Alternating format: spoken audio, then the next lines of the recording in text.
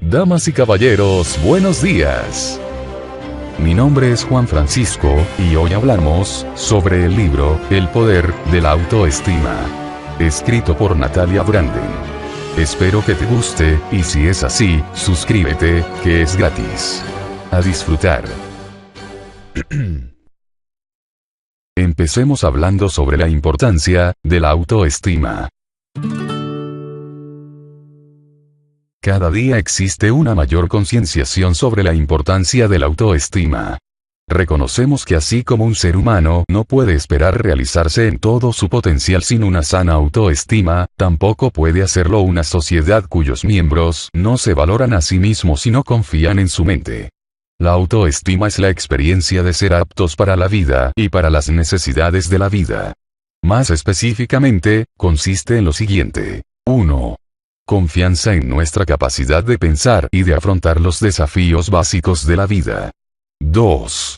Confianza en nuestro derecho a ser felices, el sentimiento de ser dignos, de merecer, de tener derecho a afirmar nuestras necesidades y a gozar de los frutos de nuestros esfuerzos. La autoestima es una necesidad muy importante para el ser humano. Es básica y efectúa una contribución esencial al proceso de la vida. Es indispensable para el desarrollo normal y sano. Tiene valor de supervivencia. El no tener una autoestima positiva impide nuestro crecimiento psicológico. Cuando se posee actúa como el sistema inmunológico de la conciencia, dándole resistencia, fortaleza y capacidad de regeneración. Cuando es baja, disminuye nuestra resistencia frente a las adversidades de la vida. Nos derrumbamos ante vicisitudes que un sentido más positivo del uno mismo podría vencer. Tendemos a estar más influidos por el deseo de evitar el dolor que de experimentar la alegría. Lo negativo ejerce más poder sobre nosotros que lo positivo. Una autoestima baja no significa que necesariamente seamos incapaces de alcanzar metas. Algunas personas tienen el talento y el impulso para lograr mucho, a pesar de poseer una autoimagen pobre. Por ejemplo, el adicto al trabajo altamente productivo que se siente impulsado a probar sus méritos a alguien que predijo que no llegaría a nada. Pero sí significa que seremos menos eficaces, menos creativos, de lo que podemos llegar a ser, y que nos veremos impedidos de gozar de nuestros logros.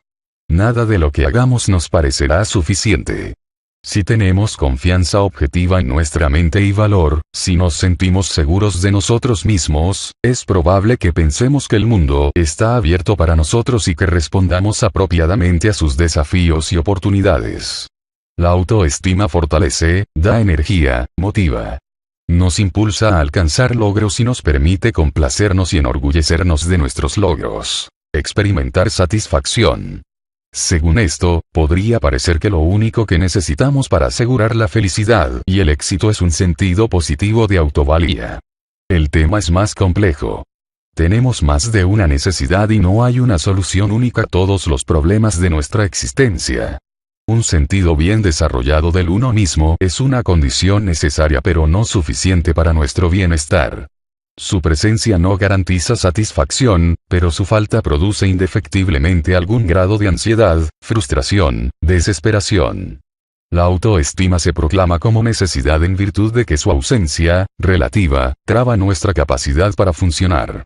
Por eso decimos que tiene valor de supervivencia. Dentro de una persona, habrá fluctuaciones inevitables en los niveles de autoestima, así como las hay en todos los estados psicológicos. Necesitamos pensar en términos del nivel promedio de autoestima de una persona. ¿Es posible tener demasiada autoestima? No, no lo es. No es más posible que tener demasiada salud física. A veces se confunde autoestima con vanagloria, jactancia o arrogancia. Pero estos rasgos no reflejan demasiada autoestima sino demasiado poca.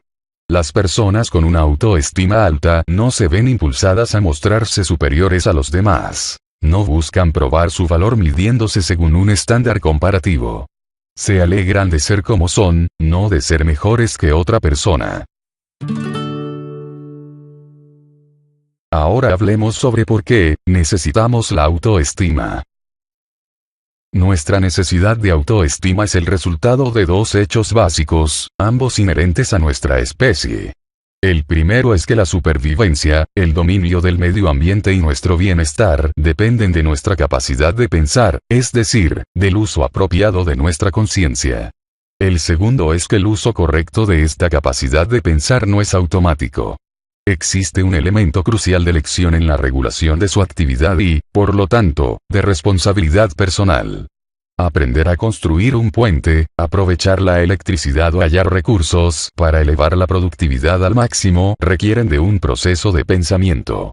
Incluso saber cuándo se deben abandonar los esfuerzos conscientes para resolver problemas y trasladar la tarea al subconsciente, o cuando prestar una atención más estrecha a los sentimientos o a la intuición también requieren de un proceso de pensamiento, un proceso de conexión racional. Nuestra mente no bombea conocimientos como nuestro corazón sangre, cuando y según se la necesite.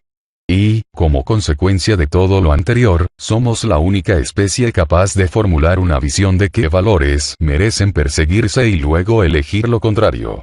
Si sé que el alcohol es peligroso para mí y, sin embargo, bebo, primero debo apagar la luz de la conciencia. Por eso, las elecciones que realizamos en relación con las operaciones de nuestra conciencia tienen consecuencias importantes para nuestras vidas en general y para nuestra autoestima en particular. Piense en el impacto sobre nuestras vidas y sobre nuestro sentido del uno mismo de las siguientes opciones. Pensar, versus, no pensar. Respeto a la realidad, versus, evasión de la realidad. Respeto a los hechos, versus, indiferencia ante los hechos. Perseverancia en el esfuerzo por comprender, versus, abandono del esfuerzo. Receptividad a nuevos conocimientos, versus, aislamiento. El hecho de tener opciones como las descritas, de enfrentarnos a lecciones que no encontramos en ningún otro aspecto de la naturaleza, de ser la única especie capaz de traicionar y actuar contra nuestros medios de supervivencia crea nuestra necesidad de autoestima, que es la necesidad de saber que estamos funcionando como lo exigen nuestra vida y nuestro bienestar. Ahora hablemos sobre autoestima y logro. La autoestima tiene dos aspectos interrelacionados. 1. Un sentido de eficacia personal. Esto es la autoeficacia. 2. Un sentido de mérito personal. Esto es la autodignidad. Como experiencia psicológica realizada plenamente, es la suma integrada de estos dos aspectos. Autoeficacia significa confianza en el funcionamiento de mi mente, en mi capacidad de pensar, en los procesos por los cuales juzgo, elijo, decido. Confianza en mi capacidad de comprender los hechos de la realidad que entran en la esfera de mis intereses y necesidades. Confianza cognoscitiva en mí mismo. Autodignidad quiere decir seguridad de mi valor. Una actitud afirmativa hacia mi derecho de vivir y de ser feliz. Comodidad al expresar apropiadamente mis pensamientos, deseos y necesidades. Sentir que la alegría es mi derecho natural. Para ser auténtica autoestima, la experiencia que estoy describiendo debe basarse en la realidad. Es algo más que una simple cuestión de sentirse bien con uno mismo, un estado que, al menos temporalmente, puede conseguirse de diferentes maneras. Desde tener relaciones sexuales placenteras hasta comprar un traje nuevo, recibir un cumplido o tomar drogas. La autoestima corresponde a aquello que depende única y exclusivamente de nuestra elección volitiva. No puede estar en función de la familia en la que nacimos, o de nuestra raza o del color de nuestra piel, o de los logros de nuestros ancestros. Estos son valores a los cuales a veces las personas se aferran para eludir la responsabilidad de lograr una autoestima auténtica. Son fuentes de lo que yo denomino pseudo-autoestima. ¿Se puede experimentar placer legítimo con alguno de estos valores? Por supuesto. ¿Pueden brindar apoyo provisional a egos frágiles y en desarrollo? Probablemente. Pero no reemplazan a la conciencia, responsabilidad o integridad. No son fuentes de autoeficacia o autodignidad. Incluso pueden convertirse en fuentes de autoengaño. La pseudo-autoestima es la ilusión de la autoeficacia y autodignidad sin la realidad. Por ejemplo, en lugar de buscar la autoestima a través de la conciencia, responsabilidad e integridad, podemos hacerlo a través de la popularidad, prestigio, adquisiciones materiales o proezas sexuales. En lugar de valorar la autenticidad personal, podemos valorar el hecho de pertenecer a los clubes adecuados, a la iglesia adecuada o al partido político adecuado. En vez de practicar la autoafirmación apropiada, podemos sustituirla por una lealtad ciega a un grupo en particular. En vez de buscar la autodignidad a través de la honestidad, podemos hacerlo a través de la filantropía. En lugar de luchar por obtener capacidad, podemos perseguir el poder de manipular o controlar a otras personas. Pueden quererme mi familia, mi pareja y mis amigos, y a pesar de ello no quererme yo mismo. La autoestima es una experiencia íntima. Habita en mi alma. Es lo que yo pienso y siento respecto a mí mismo, no lo que otra persona piensa o siente respecto a mí. Alcanzar el éxito sin alcanzar una autoestima positiva es condenarse a sentirse un impostor que vive con la ansiedad de ser descubierto en cualquier momento. Porque cabría preguntarse, ¿el logro siempre produce orgullo?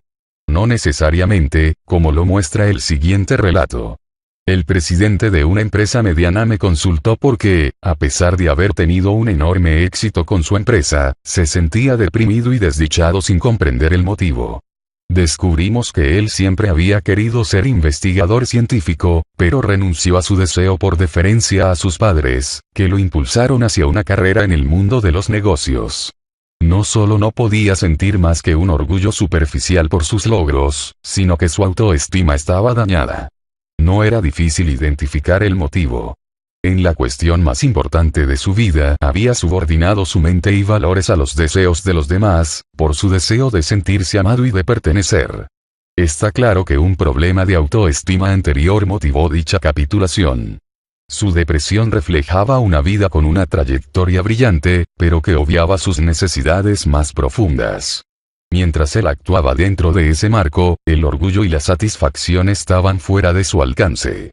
Hasta que no estuviera dispuesto a desafiar esa situación y a enfrentarse al temor de hacerlo, no habría solución posible. Ahora hablemos sobre los obstáculos para el crecimiento de la autoestima. Son muchos los obstáculos que pueden hacer que una persona no desarrolle la autoestima o que impidan su crecimiento. Podríamos destacar los siguientes: obstáculos en la infancia. Relaciones desastrosas. Dependencia de la opinión de los demás. Y por último, adicciones. Veamos ahora en profundidad cada uno de ellos. Comencemos hablando sobre los obstáculos en la infancia. Es evidente que el medio familiar puede producir un profundo impacto para bien o para mal.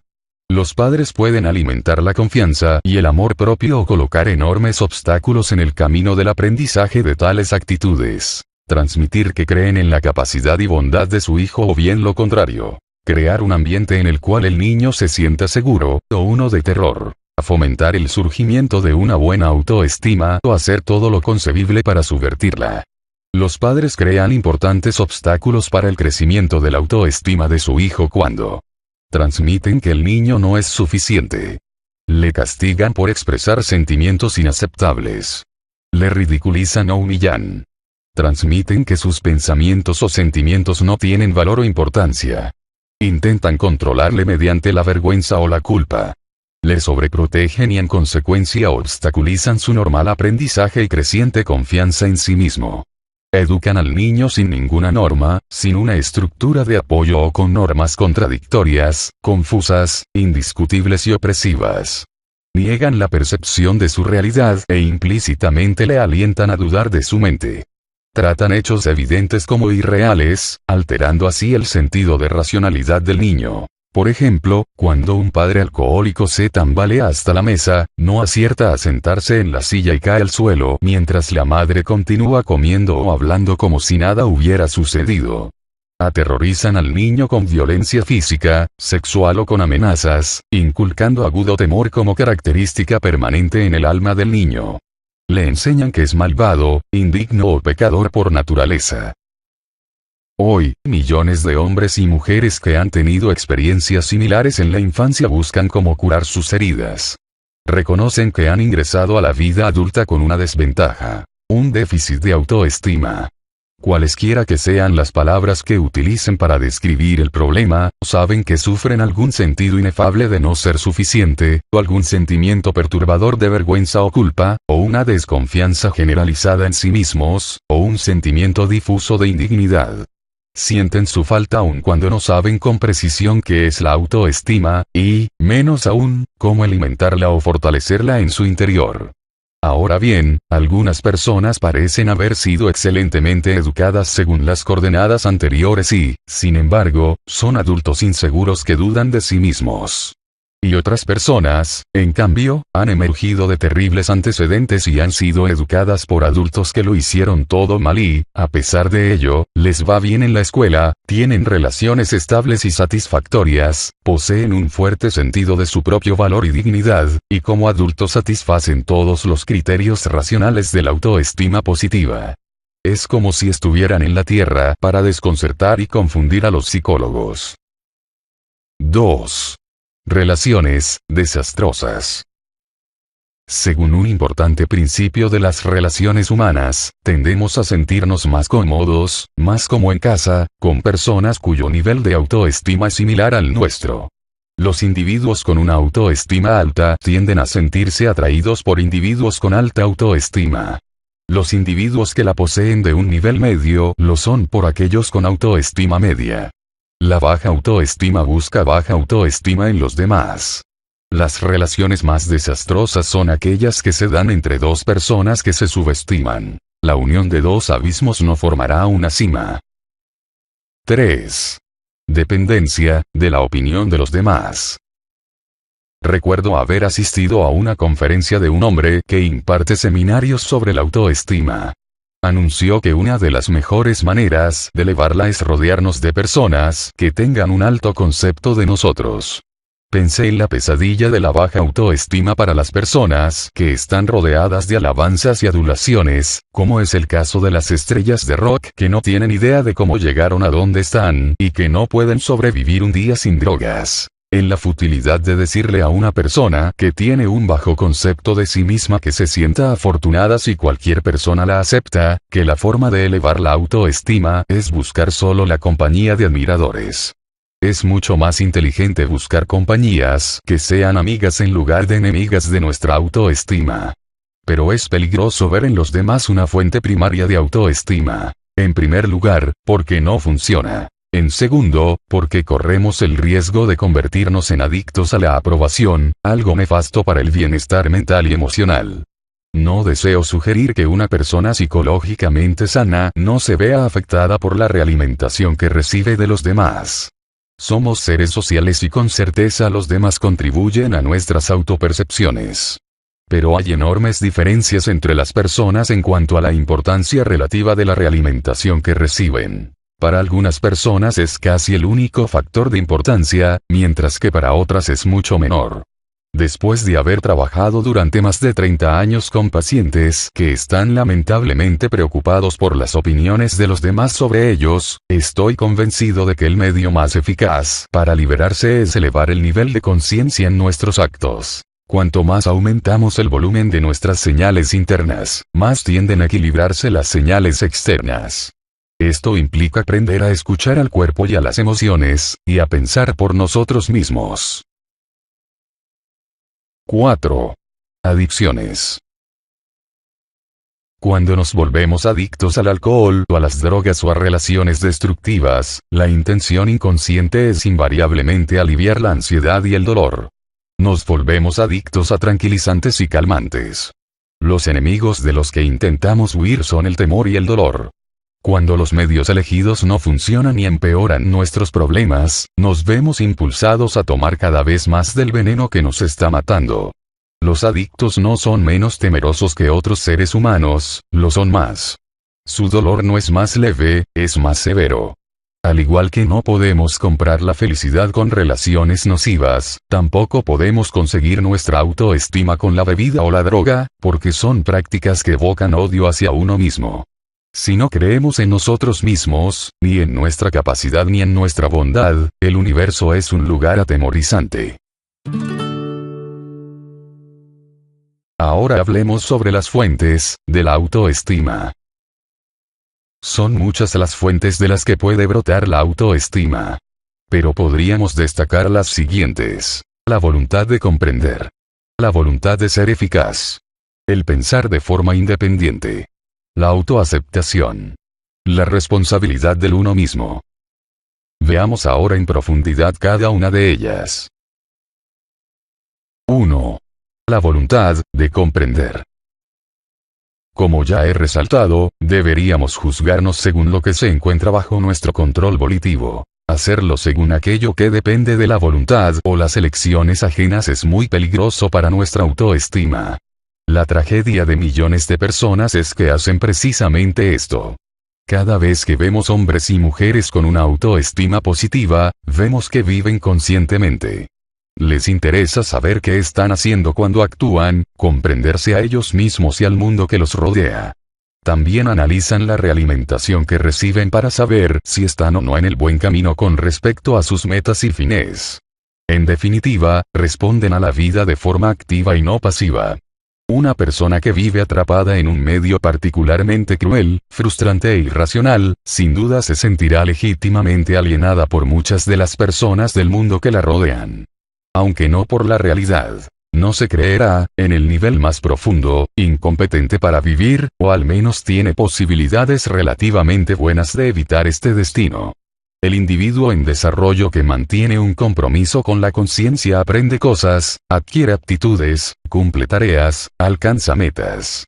Y por supuesto estos éxitos convalidan y reafirman la elección de pensar.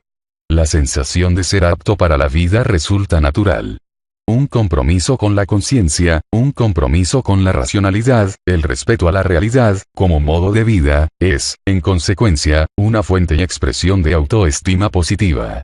Solemos asociarla solo con el resultado, con el conocimiento, el éxito, la admiración y el aprecio de los demás, y omitir la causa. Todas las acciones que, de forma acumulativa, implican lo que denominamos compromiso con la conciencia, la voluntad de comprender.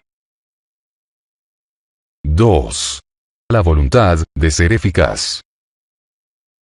El concepto de la voluntad de ser eficaz es una ampliación de la de comprender. Pone el énfasis en la perseverancia frente a las dificultades. Continuar intentando comprender cuando resulta difícil. Querer llegar a dominar una actitud o la solución de un problema frente a las derrotas. Mantener un compromiso con las metas aunque se encuentren muchos obstáculos en el camino. Tener la voluntad de ser eficaces no significa que neguemos los sentimientos de ineficacia cuando surjan, sino que no los aceptamos como permanentes. Nos sentimos impotentes temporalmente sin definir nuestra esencia como impotencia. Podemos sentirnos durante algún tiempo derrotados, desesperanzados o abrumados sin definir nuestra esencia como fracaso y saber que tras un descanso recogeremos los pedazos lo mejor que podamos y comenzaremos a avanzar nuevamente. La visión que tenemos de nuestra vida se extiende más allá de los sentimientos del momento. Nuestro concepto del uno mismo puede alzarse por encima de la adversidad actual. De alguna manera, las personas que actúan así saben que hay una alternativa mejor en algún lugar y que algún día encontrarán el camino hacia ella. Perseveran en esa idea. Saben que todos los hombres no son papá, que su familia no agota las posibilidades de relaciones humanas, o que hay vida más allá de su barrio o de su entorno de trabajo. Esto no les ahorra sufrimiento en el presente, pero permite que éste no los destruya. El distanciamiento estratégico no garantiza que no experimentarán sentimientos negativos, pero los ayuda a no hundirse en ellos. Nadie puede sentirse eficaz de una manera adecuada, es decir, capaz de enfrentarse a los desafíos de la vida, si no ha aprendido a diferenciar los hechos de los deseos por una parte, y los temores por otra. La tarea es a veces difícil porque los propios pensamientos están siempre teñidos o incluso saturados de sentimientos. Sin embargo, en muchas ocasiones podemos reconocer que el deseo de realizar alguna acción no prueba que deberíamos realizarla. Salir corriendo de una habitación en medio de una discusión cuando estamos disgustados, por ejemplo. Y el hecho de que temamos realizar alguna acción no prueba que deberíamos evitar realizarla. Ir al médico para someterse a una revisión cuando hay síntomas de enfermedad es otro ejemplo. Si efectuamos una compra que sabemos que no podremos costearnos y evitamos pensar en las facturas pendientes que no podremos pagar, hemos subordinado nuestra conciencia a nuestros deseos. Si ignoramos las señales de peligro en un matrimonio y luego admitimos estar perplejos y consternados cuando el matrimonio finalmente explota, hemos pagado el precio por sacrificar la conciencia al temor. 3. El pensar de forma independiente. La independencia intelectual está implícita en el compromiso con la conciencia o la voluntad de comprender. Una persona no puede pensar con la mente de otra. Podemos aprender unos de otros, pero el conocimiento implica comprensión, no meramente repetición o imitación. Podemos ejercitar nuestra propia mente o transferir a otros la responsabilidad del conocimiento y evaluación, y aceptar sus veredictos más o menos sin reservas. La elección que efectuemos es crucial para nuestra autoestima. Pensar con independencia, en nuestro trabajo, nuestras relaciones, los valores que guiarán nuestra vida, las metas que nos fijaremos, es un generador de autoestima. Y de la autoestima positiva surge una inclinación natural a pensar de forma independiente. Al igual que en el resto de rasgos psicológicos, hay grados de independencia. Aunque nadie es del todo independiente ni nadie es dependiente siempre, cuanto más alto sea el nivel de nuestra independencia y más deseemos pensar por nosotros mismos, más alto tenderá a ser el nivel de nuestra autoestima. La autoestima no se da, se adquiere. Esto puede conseguirse pensando independientemente cuando no es fácil, cuando puede incluso producir temores, cuando la persona que está pensando lucha contra sentimientos de incertidumbre e inseguridad y opta por perseverar a pesar de ello. No siempre es fácil mantener nuestro juicio, y si se ha vuelto fácil, en sí también es una victoria psicológica, ya que en el pasado hubo seguramente ocasiones en las que no lo fue, en las que las presiones contra el pensamiento independiente eran considerables, en las que tuvimos que enfrentar y sobrellevar la ansiedad. Cuando un niño descubre que sus percepciones, sentimientos o juicios están en conflicto con los de sus padres u otros miembros de la familia y surge la cuestión de escuchar la voz del uno mismo o negarla en favor de la de los otros. Cuando una mujer cree que su marido está equivocado en algún tema importante y surge la cuestión de expresar sus pensamientos o reprimirlos y en consecuencia proteger la estabilidad de la relación. Cuando un artista o científico ve de repente un camino que puede alejarlo de las teorías y valores consensuales de sus colegas de las principales corrientes de orientación y opinión contemporáneas, y surge la cuestión de seguir ese camino solitario a donde quiera que conduzca o volver atrás. El tema y el desafío en todas estas cuestiones son el mismo. ¿Deberíamos respetar las señales internas o negarlas? Independencia, versus conformidad. Autoexpresión, versus autorrepudio. Autoafirmación, versus autorrendición. 4. Autoaceptación. La autoaceptación está implícita en la autoestima. Según mi experiencia, la autoaceptación no es un concepto fácil de comprender para la mayoría de las personas. Suele considerarse la autoaceptación como equivalente a la aprobación de todas las facetas de nuestra personalidad o aspecto físico, y negar que sea necesario algún cambio o perfeccionamiento. Autoaceptarnos no significa que no se desee cambiar, mejorar o evolucionar. Significa no estar en guerra con nosotros mismos, no negar nuestra realidad actual, en este momento de nuestra existencia. Aceptar lo que soy me exige contemplar mi propia experiencia con una actitud que haga irrelevantes los conceptos de aprobación o desaprobación. El deseo de ser consciente. Y 5. La responsabilidad del uno mismo.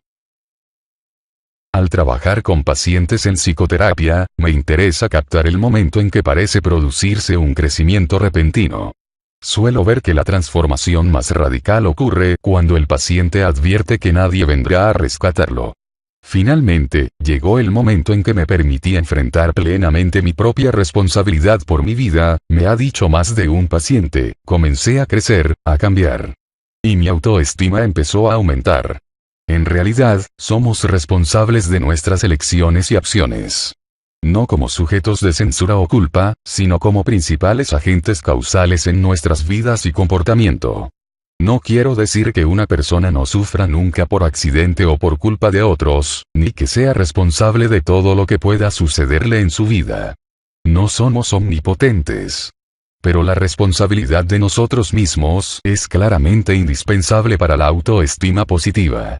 Si eludimos ese compromiso nos transformamos en víctimas de nuestras propias vidas. Nos deja impotentes. Muchas personas necesitan emanciparse de esta actitud, si alguna vez han de evolucionar hacia un sentido de la vida que no sea trágico.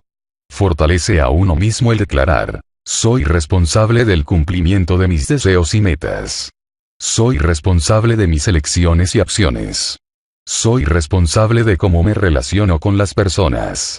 Soy responsable del nivel de conciencia y atención con que afronto mi trabajo. Soy responsable de las decisiones según las cuales vivo. Soy responsable de mi felicidad personal. Ahora hablemos sobre el poder de la autoestima, en el lugar de trabajo.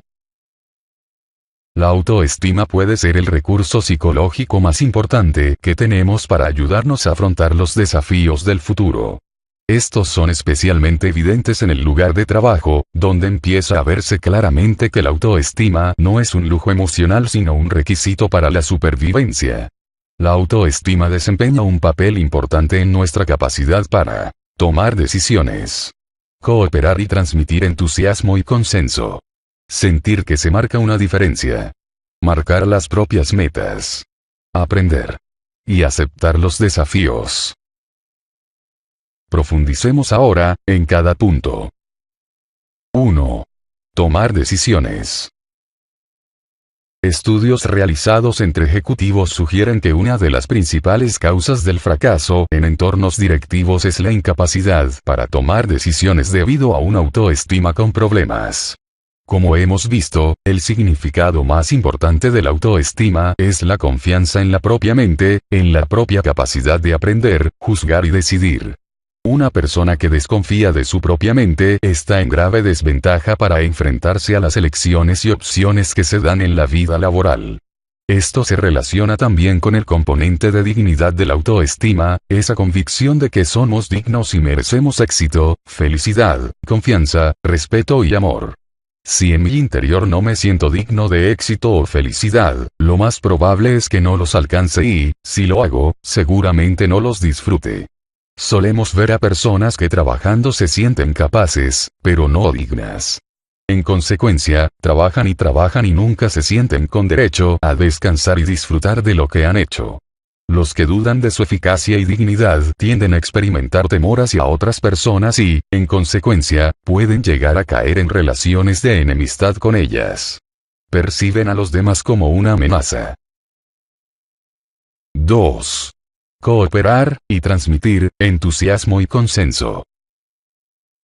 Las personas que están felices de ser como son, que confían en sí mismas y que están en paz consigo mismas, son libres emocional y psicológicamente para acercarse a los demás con espíritu benevolente. Quienes tienen una autoestima positiva tienden a generar cooperación, entusiasmo compartido y consenso más fácilmente que aquellos que dudan más de sí mismos, son inseguros y piensan en términos de un modelo de relaciones humanas del tipo ganador/perdedor. Las personas con autoestima alta no se ven impulsadas a ser superiores a los demás. No intentan probar su valor midiéndose según un estándar comparativo. Se alegran de ser quienes son, no de ser mejores que otra persona. 3. Sentir que se marca una diferencia. En una ocasión trabajé con un equipo bastante improductivo. Una de las principales causas era que muchos de sus miembros no sentían que su contribución fuera relevante. A medida que comenzaron a creer que su aporte valía la pena, cooperaron más fácilmente unos con otros. Se trataba claramente de un tema de autoestima. Es un deseo humano básico ser visible para los demás, ser visto y apreciado por ser quien se es. Y es natural querer trabajar en un ambiente que nos apoye a nosotros, a nuestra autoestima, que nos haga ver que nuestro aporte puede marcar y marcará una diferencia. Como los ciclos económicos cambian, hay periodos en los cuales las personas pierden su empleo o temen que lo perderán.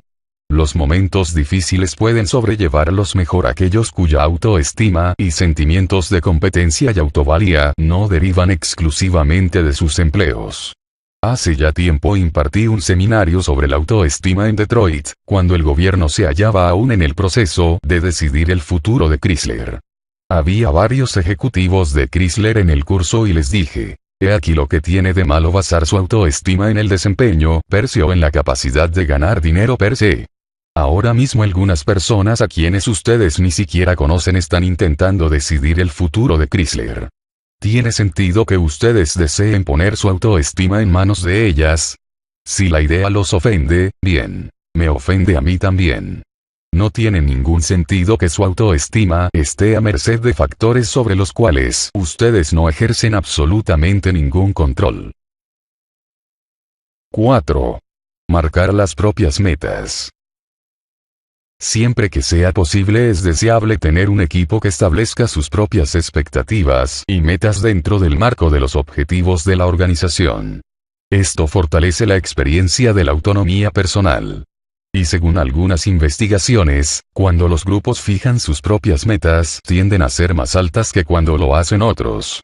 Los gerentes con autoestima positiva tienen menos dificultades para entregar el control del establecimiento de metas y otras tareas.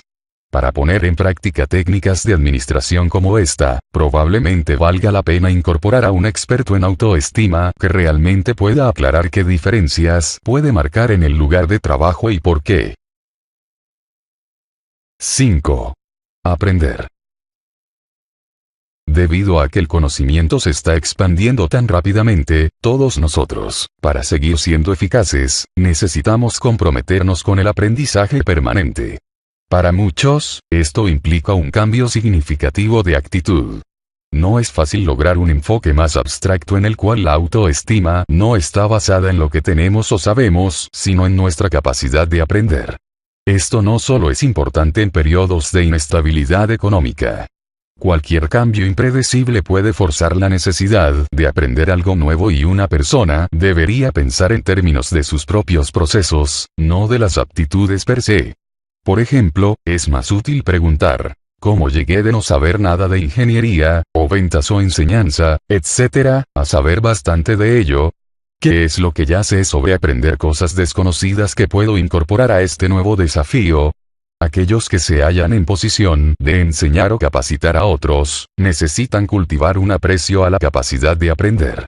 En el lugar de trabajo, los gerentes necesitan mantener expectativas de éxito elevadas en ellos mismos y en aquellos a quienes dirigen, y al mismo tiempo crear un ambiente donde sea seguro cometer errores responsables. Es muy difícil crear un ambiente disciplinado, audaz, no punitivo. No es una contradicción exigirle a las personas elevados niveles de rendimiento y al mismo tiempo permitirles crecer y aprender. Y 6. Aceptar los desafíos. Los estudios sugieren que obtenemos lo mejor de las personas cuando les pedimos algo más de lo que piensan que pueden dar. En otras palabras, les exigimos. Por cada individuo cuyo problema es que sobreestima sus capacidades, hay 100 personas que subestiman las suyas. Fijemos nuestras miras altas, pero no tanto que resulten paralizantes. Si yo fuera el director ejecutivo de una empresa, pondría mucho énfasis en fomentar en mí mismo y en mis empleados el saber que las personas pueden hacer todo tipo de cosas que no creen que pueden hacer.